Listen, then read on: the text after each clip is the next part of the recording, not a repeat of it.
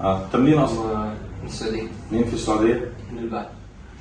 قول لي بقى انت ايه الحاجات اللي مضايقاك في شكل الانف؟ النواج. النواج. ايه. التنفس اخباره إيه معاك؟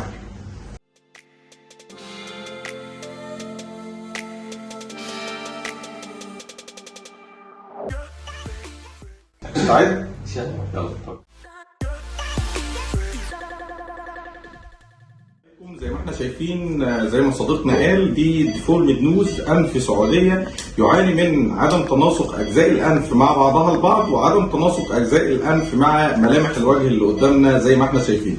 التحدي اللي قدامنا استعاده ملامح الانف الطبيعيه والحفاظ على انف رجوليه قويه سعوديه شامخه باذن الله.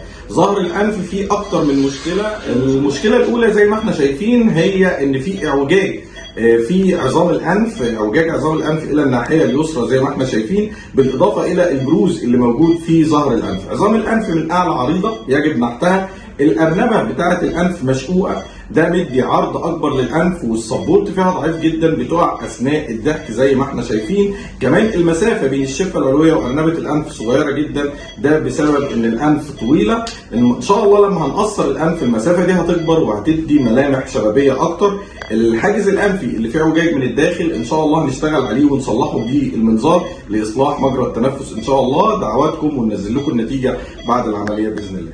شكرا لدعواتكم الجميله، توفيق ربنا في الحاله كان كبير جدا، وصديقنا باذن الله هيرجع للسعوديه يستمتع بانف مثاليه رجوليه صغيره جميله ذات ارنبه مرفوعه سبورتد اثناء الضحك، ويستمتع بتنفس افضل. ظهر الانف اللي كان فيه مشكلتين، كان فيه اعوجاج وكان فيه بروز، اصبح مستقيم تماما كانف رجولي على اجمل ما يكون. عظام الانف من اعلى تم نحتها، الغضاريف المكونه لارنبه الانف تم نحتها وتصغيرها، الحاجز الانفي تم اصلاحه من الداخل بالمنظار. شكرا ليكم، وفي انتظار تعليقاتكم على الفيسبوك واليوتيوب والانستجرام ان شاء الله.